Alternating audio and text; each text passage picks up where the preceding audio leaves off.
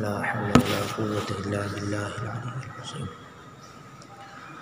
اللهم صل على محمد وعلى آل محمد كما صليت على إبراهيم وعلى آل إبراهيم إنك حميد مجيد.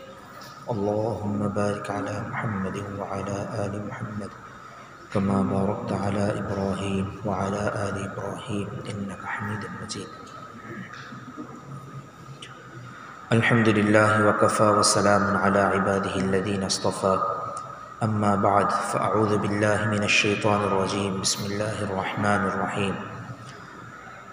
ألم تر إلى الذين نافقوا يقولون لإخوانهم الذين كفروا من أهل الكتاب لئن أخرجتم لنخرجن معكم ولا نطيع فيكم أحدا أبدا وإن قتلتم لننصرنكم والله يشهد إنهم لكاذبون لئن أخرجوا لا يخرجون معهم ولئن قوتلوا لا ينصرونهم ولئن نصروهم ليولن الأدبار ثم لا ينصرون لأنتم أشد رهبة في صدورهم من الله ذلك بأنهم قوم لا يفقهون. صدق الله مولانا العظيم وصدق رسوله النبي الكريم ونحن على ذلك لمن الشاهدين والشاكرين والحمد لله رب العالمين. মহান আল্লাহর দরবারে অসংখ্য অগণিত শুকরিয়া আদায় করছি, যিনি আমাদেরকে সাপ্তাহিক তাফসির মাহফিলে বসার তৌফিক দান করেছেন। আলহামদুলিল্লাহ। আজকে আমরা চেষ্টা করব সূরা হাশরের 11 থেকে 21 নম্বর আয়াত পর্যন্ত এতটুকুর তাফসির শোনার। আল্লাহ রাব্বুল আলামিন আমাদেরকে আমলের নিয়তে বলার এবং শোনার তৌফিক দান করেন। সূরা হাশরের 11তম আয়াতে আল্লাহ সুবহানাহু ওয়া তাআলা ইরশাদ করছেন, আলাম তারা ইলাল্লাযীনা নাফাকু, হে রাসূল আপনি কি দেখেননি সে সকল লোকদেরকে যারা মুনাফিক, ইয়াকুলুনা লিইখওয়ানিহিমুল্লাযীনা কাফারু মিন আহলিল কিতাব, তারা তাদের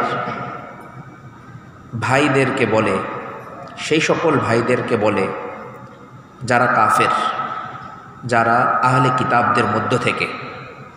কি বলে? লাইন উখরিজতুম, যদি তোমাদেরকে বের করে দেওয়া হয়, লানাখরুজান্না মাআকুম, তাহলে অবশ্যই আমরাও তোমাদের সাথে বের হয়ে চলে যাব। ওয়ালা নুতিউ ফীকুম আহাদান আবাদা, আর তোমাদের ক্ষেত্রে আমরা কখনোই কারো কথা শুনব না। ওয়া ইন কুতিলতুম লানানসুরান্নাকুম, আর যদি তোমাদের বিরুদ্ধে লড়াই করা হয় অবশ্যই তাহলে আমরা তোমাদেরকে সাহায্য করব। ওয়াল্লাহু ইয়াশহাদু ইন্নাহুম লাকাযিবুন, আর আল্লাহ সাক্ষ্য দিয়ে বলছেন যে মুনাফিকরা অবশ্যই মিথ্যুক, মুনাফিকরা অবশ্যই মিথ্যুক। রাসূলুল্লাহ সাল্লাল্লাহু আলাইহি ওয়াসাল্লাম মদিনায় আসার পর সর্বপ্রথম মদিনার আদি অধিবাসী যারা ছিল, বিশেষ করে ইহুদি যারা এবং অন্য অন্য গোষ্ঠীর যারা ছিল, তাদের সাথে আল্লাহ রাসূল সাল্লাল্লাহু আলাইহি ওয়াসাল্লাম চুক্তিবদ্ধ হন। যেমনটি গত তাফসিরের মধ্যেও বলা হয়েছিল যে তোমরাও আমাদের কোনো ক্ষতি করবে না, আমরাও তোমাদের কোনো ক্ষতি করব না। এভাবে একটা অঙ্গীকারবদ্ধ হন। হুজুর সাল্লাল্লাহু আলাইহি ওয়াসাল্লামের এই চুক্তির প্রস্তাবে ইহুদিরাও সম্মত হয়ে যায়। কিন্তু দিন যত গড়াতে থাকে ততই ইহুদিরা আল্লাহ রাসূল সাল্লাল্লাহু আলাইহি ওয়াসাল্লামের প্রতি তাদের যে শত্রু মনোভাব এবং তাদের অন্তরের যে বিদ্বেষ, সেটা প্রকাশ করতে থাকে। সর্বপ্রথম হুজুর সাল্লাল্লাহু আলাইহি ওয়াসাল্লাম কপটতার কারণে এবং আল্লাহ রাসূল সাল্লাল্লাহু আলাইহি ওয়াসাল্লাম ও মুসলমানদেরকে খুব বেশি উত্ত্যক্ত করার কারণে ইহুদিদের একটি শাখা, যাদের নাম ছিল বনু কাইনুকা, তাদেরকে মদিনা থেকে বের করে দেন। এরপর কিছুদিন যেতে না যেতেই বনু নদীরের প্রেক্ষাপট আসে। যেমনটি এই সূরার একেবারে প্রথমে বলা হয়েছিল যে বনু নযীরের সাথে রাসূলুল্লাহ সাল্লাল্লাহু আলাইহি ওয়াসাল্লাম দুইজন ব্যক্তির দিয়ত সম্পর্কে আলোচনা করতে গিয়েছিলেন, রক্তপণের টাকার ব্যাপারে আলোচনা করতে গিয়েছিলেন। যেহেতু চুক্তিবদ্ধ একটি সম্প্রদায়, এই কারণে আল্লাহ রসুল সাল্লাল্লাহু আলাইহি ওয়াসাল্লাম মুসলিম সোসাইটি এবং সমাজকেও টাকা দিতে হবে, সাথে সাথে ইহুদিদেরকেও টাকা দিতে হবে। তো তাদের কাছে নিয়ম অনুযায়ী যেটা চাওয়ার সেটা চাইতে গিয়েছিলেন। কিন্তু বনু নাজির গোত্র কী করল? রসুল সাল্লাল্লাহু আলাইহি ওয়াসাল্লামকে হত্যা করার জন্য ছাদ থেকে একটি পাথর নিক্ষেপ করার মনোবাঞ্ছা, ইচ্ছা তারা করল। হুজুর সাল্লাল্লাহু আলাইহি ওয়াসাল্লাম বিষয়টি জিবরিল আলাইহিস সালাতু ওয়াসসালামের মাধ্যমে অবগত হওয়া মাত্রই তিনি মদিনায় ফেরত চলে আসলেন এবং বনু নাজিরের বিরুদ্ধে তিনি যুদ্ধ ঘোষণা করলেন। এই বনু নাজিরের বিরুদ্ধে যখন যুদ্ধ ঘোষণা করা হলো, তখন আল্লাহ রসুল সাল্লাল্লাহু আলাইহি ওয়াসাল্লামের সাথে চুক্তিবদ্ধ আরেকটি সম্প্রদায়, যারা নিজেদেরকে মৌখিকভাবে মুসলিম হিসেবে ঘোষণা করেছিল ঠিক, কিন্তু অন্তরের মধ্যে কপটতা, নিফাক, হিংসা ইত্যাদি ছিল, তাদের নাম মুনাফিক। তো মুনাফিকদের সর্দারের নাম ছিল আবদুল্লাহ বিন উবাই। এই আবদুল্লাহ বিন উবাই বনু নাজির গোত্রের ইহুদিদের কাছে গিয়ে বলল যে, দেখো, মুহাম্মদ তোমাদেরকে যত হুমকি ধমকি দেখ না কেন, সেই হুমকি ধমকিতে তোমরা কিন্তু আবার নরম হয়ে যাও না। হুমকি ধমকিতে তোমরা নরম হয়ে যাও না। তোমাদেরকে যদি কোনো কালে কোনো ক্রমে মদিনা থেকে বের করে দেওয়া হয়, তাহলে তোমাদের সাথে আমরাও আমাদের এই বসত ভিটা ছেড়ে চলে যাব, মদিনাই থাকব না। তোমাদেরকে উৎখাত করে দিবে মুহাম্মদ, এত বড় সাহস, আমরা মদিনাতেই থাকব না। আর ভালো করে শুনে রাখো, যদি তোমাদের বিরুদ্ধে মুহাম্মদ এবং তার অনুসারীরা অস্ত্র ত্যাগ করে, তাহলে আমরা কি এমনি বসে আছি? আমরাও মুহাম্মদকে দেখে নিব। নাউযু বিল্লাহি মিন যালিক। লানাখরুজান্না মাআকুম ওয়া লা নুতিউ ফীকুম আহাদান আবাদা। অনেক হয়েছে। মুহাম্মদ কিছুদিন আগে বানু কায়নুকাকে বের করে দিয়েছে, এখন তোমাদেরকে উৎখাত করার ব্যাপারে চিন্তাভাবনা করছে। তোমাদের ক্ষেত্রে আর আমরা কারো কথা শুনব না। এবার মুহাম্মদের সাথে আমাদের চূড়ান্ত বোঝাপড়া হয়ে যাবে, তাদেরকে আমরা দেখে ছাড়ব। তো আল্লাহ রব্বুল আলামিন যুদ্ধ শুরু হওয়ার আগেই, যুদ্ধ চলেছে প্রায় 15 দিনের মতো, তাদেরকে অবরোধ করে রাখা হয়েছে প্রায় 15 দিনের মতো। এই অবরোধ শুরু হওয়ার আগেই আল্লাহ রব্বুল আলামিন কোরআন শরীফে আয়াত নাজিল করলেন যে মুনাফিকরা যে এত হইচই করছে, আল্লাহ তাআলা কিন্তু আগেই আমি বলে দিচ্ছি, ওয়াল্লাহু ইয়াশহাদ ইন্নাহুম লাকাযিবুন। আল্লাহ তাআলা সাক্ষ্য দিচ্ছেন মুনাফিকরা মিথ্যুক। মুনাফিকরা মিথ্যুক। যতই হইচই তারা করুক না কেন, কিছুই তারা করতে পারবে না। লাইন উখরিজু লা ইয়াখরুজুনা মাআহুম। ইহুদিদেরকে, বনু নাজির গোত্রের লোকদেরকে যদি মদিনা থেকে উৎখাত করা হয়, তাহলে ভুলেও তারা মদিনা ছেড়ে যাবে না, অর্থাৎ মুনাফিকরা তাদের সাথে সাথে বের হয়ে যাবে না।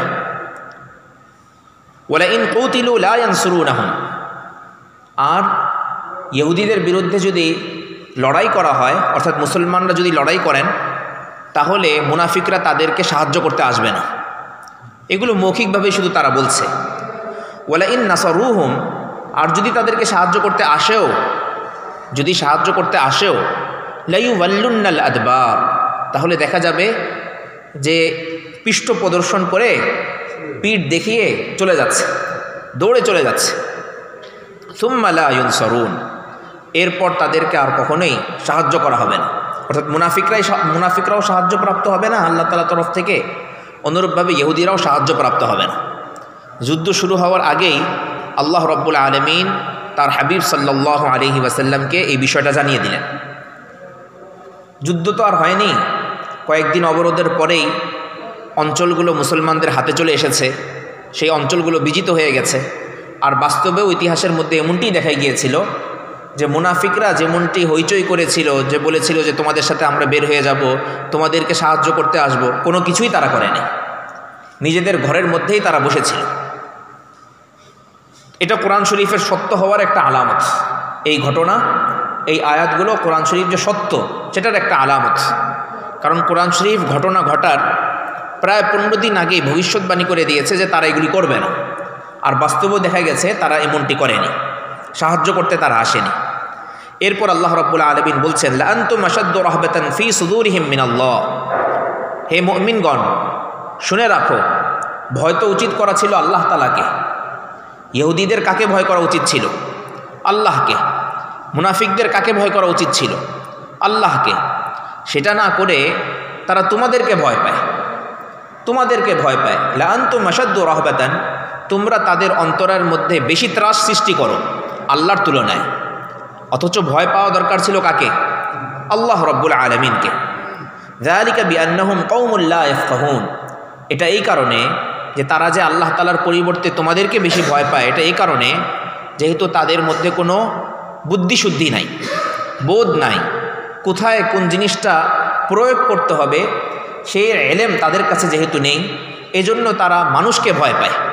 অথচ ভয় পাওয়া দরকার আল্লাহ সুবহানাহু ওয়া তাআলাকে। যখনই কোনো সমাজের মধ্যে, চাই সে মুসলমান হোক কিংবা অন্য কোনো গোষ্ঠী হোক, যদি তার অন্তরের মধ্যে আল্লাহ ভিন্ন অন্য কোনো মখলুকের ভয় চলে আসে, তাহলে তাদের পরাজয় নিশ্চিত, তাদের পরাজয় নিশ্চিত।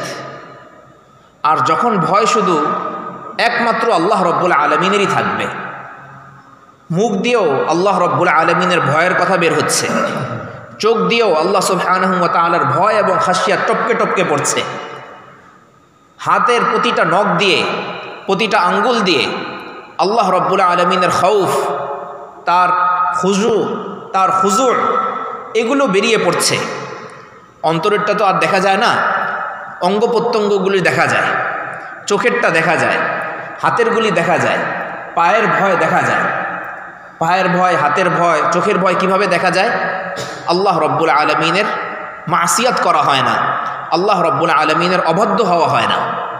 আল্লাহ রব্বুল আলমিনের যেই নির্দেশনা সেই মোতাবেক যদি বান্দা চলে, তাহলেই বুঝতে হবে যে এই ব্যক্তির প্রতিটা অঙ্গ প্রত্যঙ্গ থেকে, প্রতিটা লোমকূপ থেকে, চুলের প্রতিটা গোড়া গোড়া থেকে আল্লাহ রব্বুল আলমিনের ভয় খাশিয়াত টপকে টপকে পড়ছে। যদি এমন হয় তাহলে তার জয় নিশ্চিত, সে জিতবেই, তার বিরুদ্ধে যত সুপ্রিম পাওয়ার থাকুক না কেন। কিন্তু বিপরীতে যদি মানুষের ভয় অন্তরের মধ্যে চলে আসে, তাহলে তাদের পরাজয় নিশ্চিত। মুসলমান যতদিন পর্যন্ত আল্লাহ তাআলাকে ভয় করেছে, বিজয় তাদের পদচুম্বন করেছে। মুসলমান যখন ভয় করা শুরু করেছে বিভিন্ন অস্ত্রশস্ত্রকে, বিভিন্ন পরাশক্তিকে, বিভিন্ন বস্তুকে, বিভিন্ন মানুষের চোখ রাঙানিকে, তখন থেকে তাদের পরাজয় শুরু হয়ে গেছে। হ্যাঁ, এটা হতে পারে যে এই সকল বস্তুকে ভয় না করার কারণে সাময়িক কিছু বিপদ হয়তো এই পৃথিবীর স্বাভাবিক জীবনে আসতে পারে, কিন্তু সেটা অবশ্যই সাময়িক। শেষ পরিণতি ওয়াল আকিবাতু লিল মুত্তাকিন, যারা আল্লাহ তাআলাকে ভয় করে বিজয় তো তাদের, শেষ পরিণতি তাদের জন্যই। লা ইলাহা ইল্লাল্লাহ। লা ইউকাতিলুনাকুম জামিআন ইল্লা ফি কুরাম মুহাসসানাতিন আও মিন ওয়ারাই জুদুর। আল্লাহ সুবহানাহু ওয়া তাআলা বলেন, এই ইহুদি খ্রিস্টানরা তোমাদের বিরুদ্ধে একত্রে কখনোই লড়াই করতে পারবে না, একত্রে একতবদ্ধ হয়ে লড়াই কখনোই করতে পারবে না। হ্যাঁ, শুধু তখনই করতে পারবে ইল্লা ফি কুরাম মুহাসসানাতিন, এমন কোনো জনপদে যাবে যেই জনপদ চতুর্পাশ দিয়ে রক্ষিত, যেই জনপদ চতুর্পাশ দিয়ে রক্ষিত, অথবা মিন ওয়ারাই জুদুর, বিভিন্ন বড় বড় দেয়ালের পিছনে হটে গিয়ে, বিভিন্ন দেয়ালের পিছনে আড়াল হয়ে তোমাদের বিরুদ্ধে তারা অস্ত্র তাক করতে পারবে। কিন্তু মাঠে ময়দানে সরাসরি তারা কখনোই এসে তোমাদের সামনে দাঁড়াতেও পারবে না। মাঠে ময়দানে সরাসরি তোমাদের সামনে এসে কখনোই দাঁড়াতে পারবে না। পিছন দিক থেকে হামলা, গুপ্ত হামলা, উপর দিক থেকে এমন অস্ত্র দিয়ে হামলা, যে অস্ত্র মুসলমানদের কাছে হয়তো নাই, কিন্তু এটা মুসলমানদের জন্য শোভনীয় না। মুসলমানদের কাছে অস্ত্র না থাকা, এটা মুসলমান অর্থাৎ মুসলমানের ব্যক্তির কাছে না, মুসলমান যেটা মুসলমানের সরকারি হালাত, তাদের কাছে অস্ত্র না থাকা, এটা মুসলমানদের জন্য নিন্দনীয়। কোরআন মাজিদে আল্লাহ রাব্বুল আলামিন এই কথা বলেছেন, ওয়া আইদ্দু লাহুম মাস্তাতা'তুম মিন কুওয়া ওয়া মিন রিবাতিল খাইল তুরহিবুনা বিহি আদুওয়াল্লাহি ওয়া আদুওয়াকুম ওয়া আখারিনা মিন দুনিহিম। কাফের মুশরিকদের বিরুদ্ধে তোমরা প্রস্তুতি গ্রহণ করো, কাফের মুশরিকদের বিরুদ্ধে তোমরা প্রস্তুতি গ্রহণ করো, যতটুক তোমাদের সামর্থ্য কুলায় ততটুক। কিভাবে প্রস্তুতি গ্রহণ করবা? যে তোমরা তোমাদের ঘোড়াগুলোকে বেঁধে রাখবে। তখন তো ঘোড়া ছিল, তো বর্তমানে এই আয়াতের তর্জমা কি হবে? মুফাসসিরিন ইকরাম বলেছেন ঘোড়ার জায়গায় এখানে ফাইটার হবে। মুসলিম সৈন্যবাহিনীদের কাছে তাদের চাইতেও বিপরীত শিবিরের চাইতেও শক্তিশালী ফাইটার থাকবে, অস্ত্রসজ্জ বিপরীত শিবিরের চাইতেও বেশি বেশি থাকবে। এটা কোরআন শরীফের নির্দেশনা, সূরা আনফালের নির্দেশনা।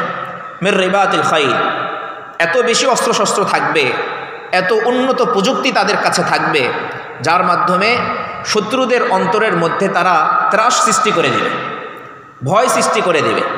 তুরহিবুনা বিহি আদুওয়াল্লাহি ওয়া আদুওয়াকুম ওয়া আখারিনা মিন দুনিহিম। শুধু শত্রু না, শত্রুতার চিন্তা ভাবনা যাদের অন্তরের মধ্যে ছিল, শত্রুতার চিন্তা ভাবনা যাদের অন্তরে ছিল, তাদের অন্তরেও তারা ত্রাস সৃষ্টি করে দেবে। এটা হচ্ছে মুসলমানদের সামগ্রিক হালাত হওয়ার কথা। মুসলমানদের স্বাভাবিক হালাত এরকম হওয়ার কথা। আমলের দিক থেকেও উন্নত, অনুরূপভাবে আসবাবের দিক থেকেও উন্নত। আসবাব বা বাহ্যিক উপায় উপকরণ একেবারে ছেড়ে দেওয়া এবং সেটাকে একেবারে নিষ্ক্রিয় মনে করা, এটা মুসলমানদের শান নয়, এটা জাহালাত। এবং আসবাবের উপরে ইয়াকিন, যে এই বস্তু দিয়েই আমার হবে, ফাইটার থাকলেই আমি জিতব, অন্যথায় আমি জিতব না, এটা হচ্ছে গুমরাহি, জালালাত। আমাদের মুরব্বীরা একটা কথা খুব সুন্দর করে বলেন যে আসবাবকে একেবারেই বাদ দিয়ে দেওয়া এটা হলো জাহালাত, মূর্খতা। আর আসবাবের উপরেই শুধু ইয়াকিনকে জমানো, আসবাব থেকেই হবে, এই বস্তু থেকেই আমার হবে, এটা হলো জালালাত, গুমরাহি। এর মাঝামাঝি হবে মুসলমানদের অবস্থান। মুসলমান আসবাব গ্রহণ করবে, মুসলমান বিভিন্ন রকমের উপায় উপকরণ অবলম্বন করবে এবং সর্বোচ্চটাও অবলম্বন করবে, কিন্তু এরপরেও সে রাতের বেলা সেজদার মধ্যে গিয়ে চোখ থেকে পানি টপকে টপকে জমিনকে ভিজিয়ে ফেলবে, বলবে হে আল্লাহ, এই আসবাবের এই উপকরণের কোনো শক্তি নেই, আপনি যদি এটাকে শক্তি দেন তাহলে এটার মাধ্যমে কোনো কাজ হবে, আর আপনি যদি শক্তি না দেন তাহলে এটা কেন, দুনিয়ার সব কিছু এনেও জমা করলে কোনো কাজ হবে না। এটা হচ্ছে মুসলমানদের শান। আমলের দিক থেকেও উন্নত, আসবাবের দিক থেকেও উন্নত, এবং আসবাব যে আল্লাহ সুবহানাহু ওয়া তাআলার আদেশেই কাজ করবে সেই ইয়াকিনটাও অন্তরের মধ্যে রাখতে হবে। তো এই কথাটি আল্লাহ সুবহানাহু ওয়া তাআলা এখানে বলেছেন, লা আনতুম আশাদ্দু রাহবাতান ফি সুদুরিহিম মিনাল্লাহ যালিকা বিআন্নাহুম কওমুন লা ইয়াফকাহুন লা ইউকাতিলুনাকুম জামিআন ইল্লা ফি কুরাম মুহাসসানাতিন আও মিন ওয়ারাই জুদুর বা'সুহুম বাইনাহুম শাদীদ।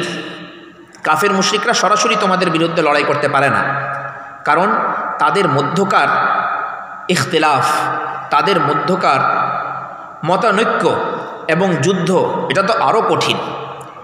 বাহ্যিকভাবে আমরা ইহুদি খ্রিস্টানদেরকে দেখি যে তারা একজোট, কিন্তু আল্লাহ রাব্বুল আলামিন বলছেন যে না, তারা একজোট হলেও তাদের মধ্যে অনেক গণ্ডগোল আছে। শুধু ধর্মের দিক থেকেই যদি আমরা নেই, আল্লাহ রাব্বুল আলামিনের ইবাদত বন্দেগী কীভাবে করতে হবে, শুধু এতটুকু যদি নেই, তাহলে খ্রিস্টানদের মধ্যে বড় দুইটা দল, খ্রিস্টানদের মধ্যে বড় দুইটা দল। ঈসা আলাইহিস সালাতু ওয়াস সালাম আল্লাহর বেটা, কিভাবে আল্লাহ তাআলার বেটা? তারা তো বিশ্বাস করে ঈসা আলাইহিস সালাতু ওয়াস সালাম আল্লাহ তাআলার সন্তান, কিন্তু কিভাবে আল্লাহ তাআলার সন্তান, এই বিষয় নিয়ে তাদের মধ্যে বড় বড় দুইটা দল। একদল মনে করে ঈসা আল্লাহ সুবহানাহু ওয়া তাআলা এবং মারিয়াম তিনে মিলে এক খোদা, তিনজন মিলে একটা খোদা।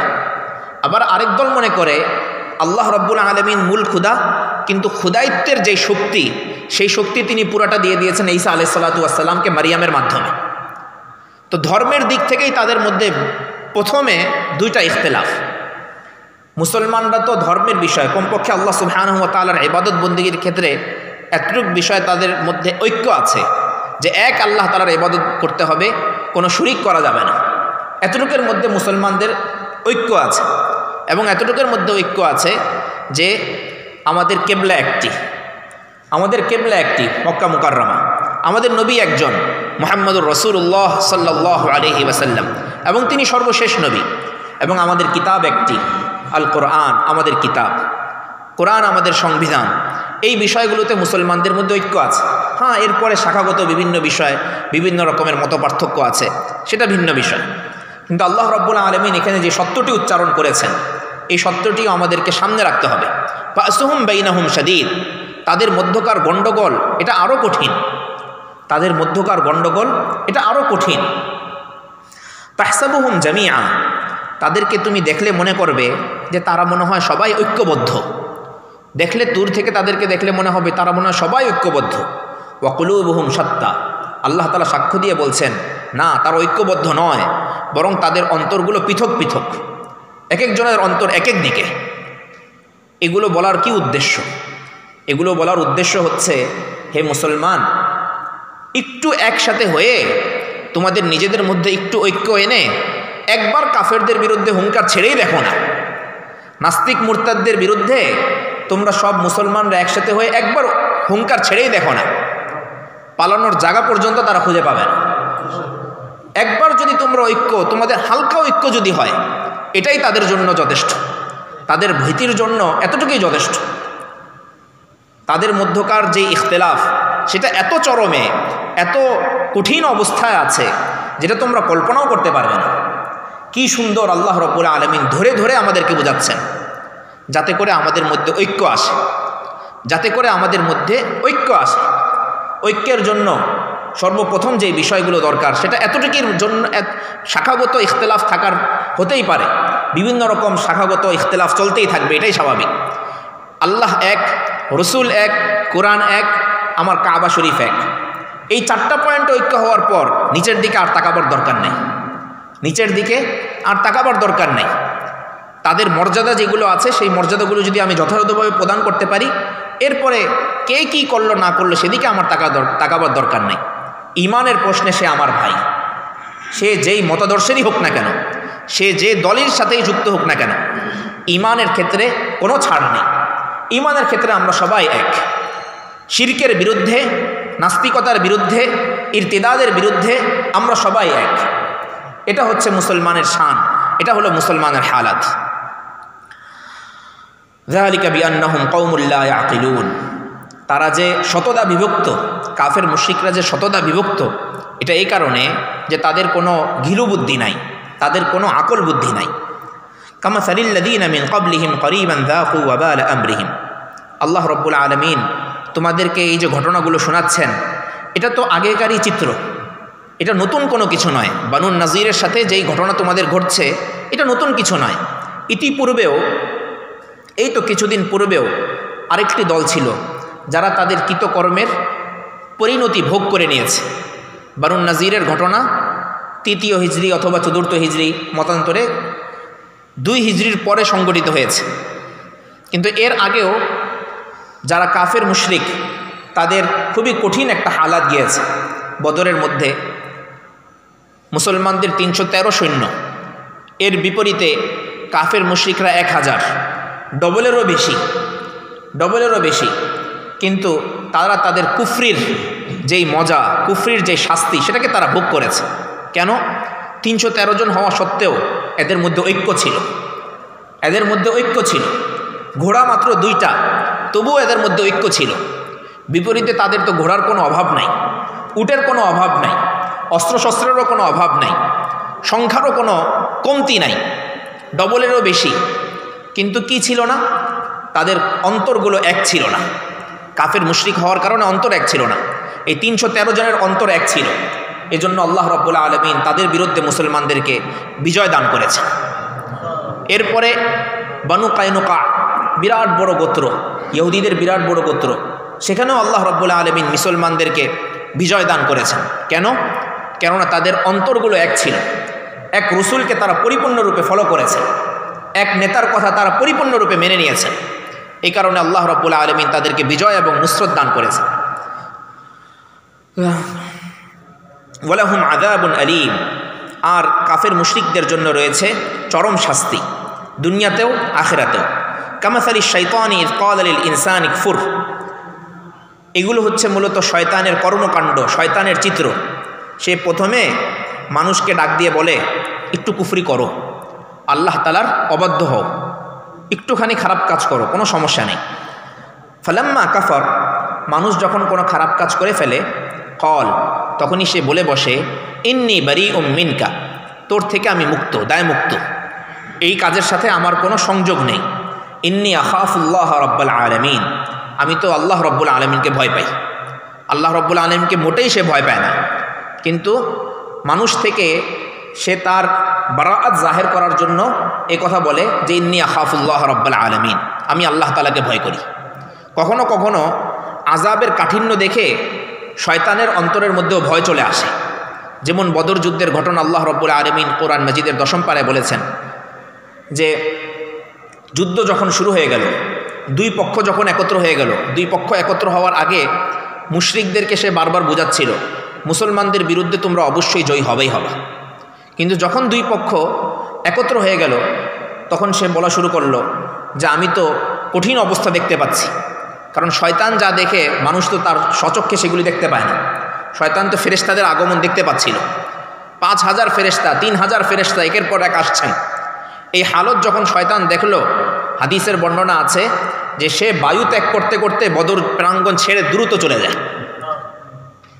ফলে আল্লাহ রব্বুল আলমিনের বান্দাদের ব্যাপারে সে প্রথমে লোকজন তৈরি করে, প্রেক্ষাপট তৈরি করার চেষ্টা করে, কিন্তু যখন সে দেখে যে না, মুসলমানরা তো মজবুত অবস্থানে আছে, তাদের মধ্যে তো ঐক্য আছে, সুতরাং এখানে তাদের ফাটল ধরানো সম্ভব না, চল ভাগি, তখন সে বলে ইন্নী আখাফুল্লাহ রাব্বুল আলামিন, আমি তো আল্লাহ তাআলাকে ভয় করি। সে ভেগে চলে যায়। কিয়ামতের দিনও শয়তান একই কাজ করবে। সূরা ইব্রাহিমে আল্লাহ সুবহানাহু ওয়া তাআলা শয়তানের এই চিত্রটা তুলে ধরেছেন। যখন সব কিছুর ফয়সালা হয়ে যাবে তখন শয়তানকে মানুষরা গিয়ে বলবে, উস্তাদজি আপনি না আমাদেরকে এই পথ দেখাইছিলেন, তো এখন আপনি কই যান? শয়তান ইবলিস তখন বলবে, তোদেরকে আমি চিনি না, আজকে তোদেরকে আমি চিনি না, মা আনা বিমুসরিখিকুম ওয়া মা আনতুম বিমুসরিখি, তোদেরকে আমিও বাঁচাতে পারবো না, তোরাও আমাকে বাঁচাতে পারবি না। ইন্নী কাফারতু বিমা আশরাকতুমুনি মিন ক্বাবল, আমার কথার কারণে তোমরা যেই খারাপ কাজগুলি করেছো, শিরিক করেছো, আরও যে খারাপ কাজগুলি করেছো, আজকে সেগুলোর থেকে আমি কুফর করলাম, সেগুলোকে অস্বীকার করলাম না, আমার কথার কারণে তোমরা করো নাই। সাফ সাফ এই কথা বলে দিবে। তখন কি অবস্থা হবে যারা ইবলিসের কথা অনুযায়ী এই দুনিয়াতে চলে? আল্লাহ রব্বুল আলমিন হেফাজত করেন। ফাকান আকিবাতাহুমা, আল্লাহ রব্বুল আলমিন অবস্থার কথা বলছেন যে তাদের পরিণতি হবে এরকমই, আন্নাহুমা ফিন্নারি খালিদাইনি ফিহা, যে তারা জাহান্নামের মধ্যে থাকবে, সেখানেই তারা স্থায়ী হবে। ওয়াযালিকা জাযাউজ জালিমিন, আর এমনটি হয় অপরাধীদের পরিণাম। ইয়া আইয়ুহাল্লাযীনা আমানুত্তাকুল্লাহ, হে ঈমানদারগণ আল্লাহকে ভয় করো। ওয়াল তানজুর নাফসুম মা কদ্দামাত লিগাদ, এবং প্রতিটি মানুষ যেন, প্রতিটি আত্মা যেন চিন্তা করে যে সে আগামীকালের জন্য কি সামনে পাঠাচ্ছে, আগামীকালের জন্য কি সামনে আমি আপনি পাঠাচ্ছি, এটা চিন্তা যেন আমি আপনি করি।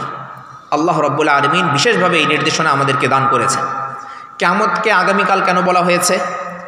হাদিসের মধ্যে এসেছে, মান মাতা ফাকাদ কামাত কিয়ামতু, যে মারা গেল তার তো কিয়ামত শুরু হয়ে গেল। সুতরাং আমার আপনার কারো গ্যারান্টি নেই, নিশ্চয়তা নেই যে আমি এই মজলিস থেকে উঠে বাসা পর্যন্ত যেতে পারবো। কেউ কি বুকে হাত দিয়ে কথা বলতে পারবো যে আমি বাসা পর্যন্ত যেতে পারবো? কোনো নিশ্চয়তা নেই। তো এখন যদি আমি মারা যাই তাহলে তো এই আগামীকালকেই আমার জন্য, এই এখন থেকেই কিয়ামত শুরু হয়ে গেল। এজন্য আল্লাহ রাব্বুল আলামিন বলছেন, পরবর্তী মুহূর্তের জন্য তুমি কি সামান জোগাচ্ছ সেটাকে ভালোভাবে চিন্তা করো। সেটা কি নগদ জিনিস, সেটা কি আসল খাঁটি জিনিস, নাকি সেটা ভেজাল জিনিস? কি তৈরি করছো তুমি? ওয়াত্তাকুল্লাহ, আল্লাহকে ভয় করো। নামাজ পড়ছো ঠিক আছে, রোজা রাখছো ঠিক আছে, কিন্তু এটার মধ্যে কোনো ভেজাল নাই তো, এটার মধ্যে কোনো 2 নম্বরই কোনো জিনিস নাই তো? এদিকে তোমরা একটু মনোযোগী হও। ওয়াত্তাকুল্লাহ, আল্লাহকে ভয় করো। ইন্নাল্লাহা খাবীর বিমা তা'মালুন, নিঃসন্দেহে আল্লাহ রাব্বুল আলামিন পরিপূর্ণরূপে অবহিত আছেন তোমরা যেসব কাজ করো সে বিষয়ে।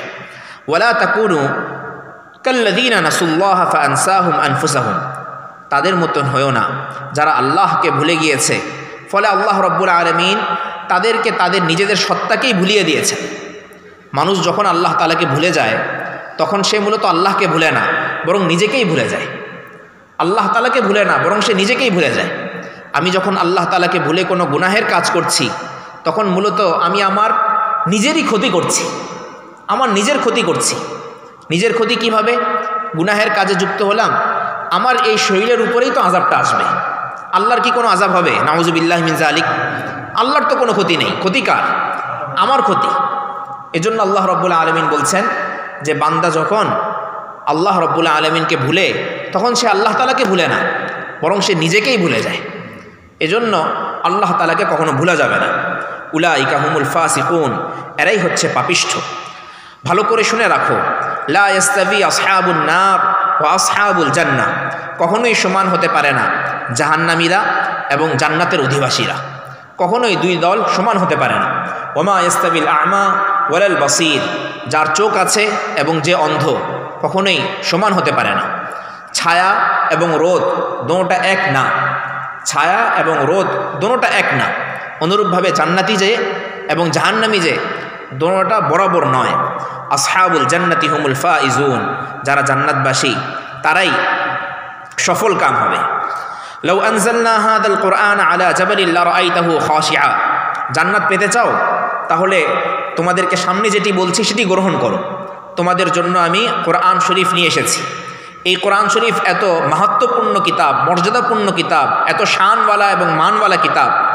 লাউ আনজালনা হাদাল কুরআন আলা জাবাল, যদি এই কোরআনকে আমি কোনো পাহাড়ের উপরে নাজিল করতাম এবং সেই পাহাড়েরকে যদি আমি বোধ শক্তি দিয়ে দিতাম, লারাআইতাহু খাশিআম মুতাসাদ্দিআম মিন খাশিয়াতিল্লাহ, তাহলে তুমি দেখতে পেতে যে সেই পাহাড়টি আল্লাহ সুবহানাহু ওয়া তাআলার ভয়ে চূর্ণ বিচূর্ণ হয়ে যাচ্ছে।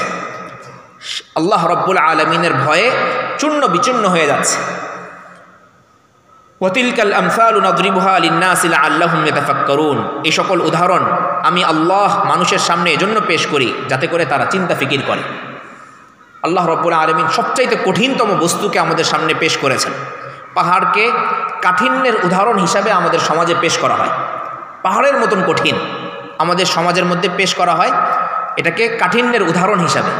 আল্লাহ রাব্বুল আলামিন বলছেন, সেই কঠিনতম বস্তুর উপরেও যদি আমি কোরআনকে নাজিল করতাম, তবুও দেখতে পেতে যে আল্লাহ সুবহানাহু ওয়া তাআলার ভয়ে সেটা একেবারে শেষ হয়ে গেছে, গলে গিয়েছে, মোম হয়ে গেছে। এরকমই দেখতে পেতাম। সাহাবায়ে কেরাম রিজওয়ানুল্লাহি আলাইহিম আজমাইন কেমন ছিলেন, তাদের প্রথম জীবনটা কেমন ছিল? এমনই তো পাহাড়ের মতোই শক্ত ছিল তাদের অন্তর। যেখানে যেতেন সেখানেই অনাচার, সেখানেই যাবতীয় কুকর্ম, যেখানেই যেতেন সেখানেই খারাপ কাজ। এক সাহাবী এসে তো বলেছেন, ইয়া রাসূলুল্লাহ, আপনাকে আমি আমার জাহিলি যুগের একটা ঘটনা শোনাই। জাহিলি যুগে আমার একটা কন্যা ছিল। একদিন তাকে আমি বললাম, কন্যা আমার, চলো তোমাকে নিয়ে বেড়াতে যাই। তো মার কাছ থেকে কোনোভাবে আমি তাকে ফুসলিয়ে নিয়ে গেলাম, একটা পাহাড়ের পাদদেশে নিয়ে গেলাম।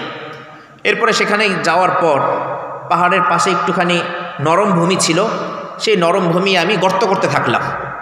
যখন গর্ত করছি তখন স্বভাবতই কাজ করার পর শরীরের মাথা দিয়ে ঘাম বের হয়। তো আমার মাথা থেকে ঘাম টপকে টপকে পড়ছিল। আর আমার কন্যা আমাকে বলছিল, বাবা এত কষ্টের কাজ করছেন, আমাকে দেন, লাঙলটা আমাকে দেন, আমি একটু মাটি খুঁড়ে দিই। এবং সে গামছা দিয়ে আমার কপালটাকে মুছে দিল। এ সত্ত্বেও আমার অন্তরের মধ্যে কোনো ভাবাবেগ তৈরি হয় নাই। গর্ত করা যখন শেষ, তৎক্ষণাৎ আমি আমার কন্যাকে সেই গর্তের মধ্যে ফেলে দিলাম এবং মাটি চাপা দিয়ে দিলাম। কি শক্ত হৃদয়ের অধিকারী ছিলেন তার, কেমন কঠোর হৃদয় ছিল। আল্লাহ রাব্বুল আলামিন কোরআন মাজিদে বলেছেন, ওয়া ইন্না মিনাল হিজারাতি লামা ইয়াতাফাজ্জারু মিনহুল আনহার, কিছু পাথর এমন আছে যেই পাথর থেকে আল্লাহ রাব্বুল আলামিন কখনো কখনো সেটাকে ভেঙে চুরে সেটা থেকে নদী বের করেন, প্রস্রবণ বের করেন।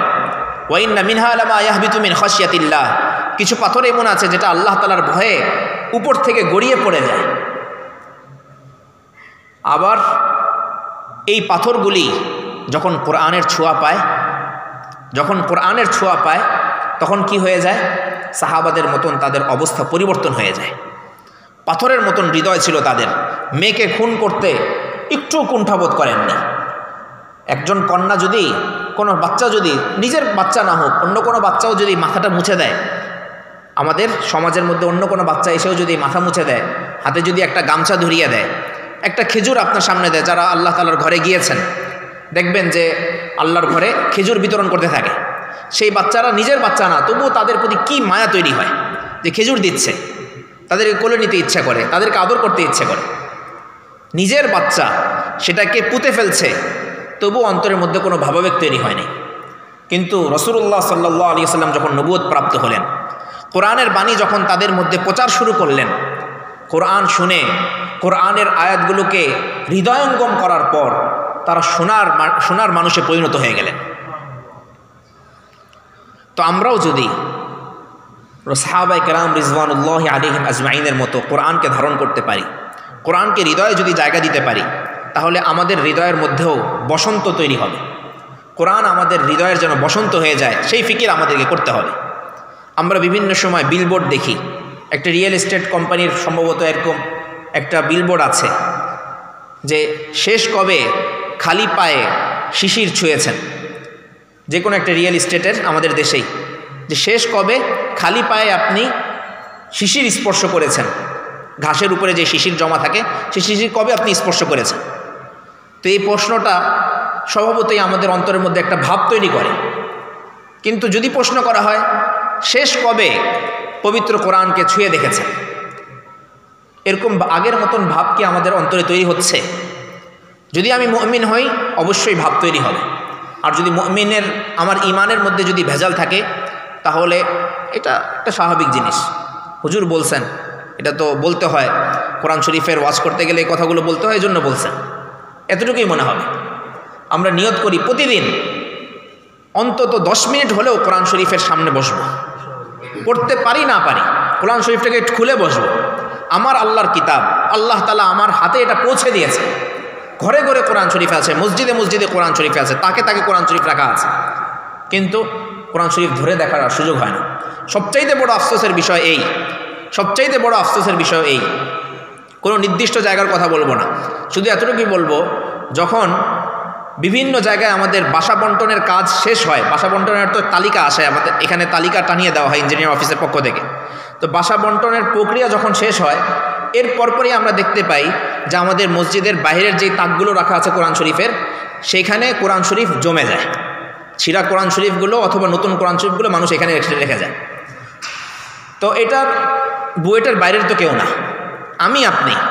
আমি আমার বাসা চেঞ্জ করছি, তখন সর্বপ্রথম যে জিনিসটাকে আমার ঘর থেকে অপ্রয়োজনীয় হিসেবে বের করে দিচ্ছি সেটা হলো আল কোরআনুল কারীম।